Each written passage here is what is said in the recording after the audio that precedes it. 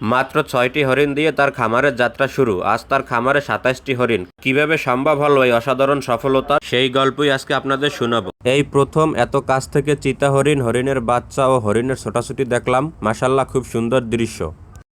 আসসালামু আলাইকুম দর্শক, আমি এই মুহূর্তে আছি চন্দ্রবিন্দু অ্যাগ্রো ফার্মে। এই যে আবুল কালাম ভাইয়ের অ্যাগ্রো ফার্ম, ঠিক আছে। এই জায়গায় কতগুলো হরিণ আছে? এখানে আমাদের হরিণ আছে ২৭টি।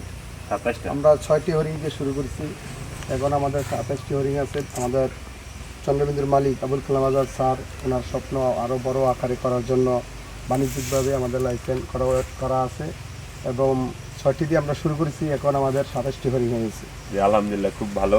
এবং আমাদের হরিণগুলা মানে মৌসুমীয় ফল ফুড সব কিছু খেয়ে থাকে। আমরাও খাওয়াই, আমাদের কোম্পানির নির্দেশনা আছে যত ফল ফুড আছে খাওয়ানোর জন্য। আমরা দেখছেন আপনাদের সামনে আম খাওয়াইছি, আম খায়, তরমুজ খায়, তারপর নেপিয়ার ঘাস আছে, আরও ভুট্টা আছে। আমাদের যখন শীতকাল আছে তখন একটু ঘাসের সংকট হয়, তখন আমরা ভুট্টা চাষ করি, তখন আমরা ভুট্টা খাওয়াই থাকি। আমার নেপিয়ারা আছে সাপোর্ট হিসাবে, এরপরে দানাদার খাবার আছে, সব কিছু খাওয়াই থাকি। তার জন্য আমাদের হরিণগুলো স্বাস্থ্যগুলো ভালো।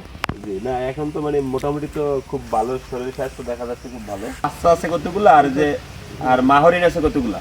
এই বছর বাচ্চা 7টা দিয়েছে আলহামদুলিল্লাহ, এবং বাপ হরিণ আছে 7টা। জি। আর মা হরিণীরা 7টাই বাচ্চা দিছে। জি। আর বাকিগুলো বয়স হয়নি, তার জন্য বাচ্চা না, ইনশাল্লাহ আগামীটা 15টা মতো বাচ্চা দিবে। ওই যে আপনার ওই যে বাচ্চা কি একটা করে দেয়? একটা করে দিবে। আর এটার এই যে মানে হরিণের বাচ্চার টাইম কোন টাইমে, মানে বাচ্চা দেওয়ার প্রজন কোন টাইমে? প্রয়োজন এই যে এখন বাচ্চা দেওয়া শেষ হচ্ছে, সামনের 1 মাসের ভিতরেই প্রয়োজন শুরু হবে, এরপরে হেডে আসবে। আসবে। জি। আর বাচ্চা দেয় কোন টাইমে? বাচ্চা শীতের আগে আগে বাচ্চাটা বেশি দেয়। আর এই যে কত মাস এরা মানে আর কি গর্ভ অবস্থায় কয় মাস পর বাচ্চা দেয়?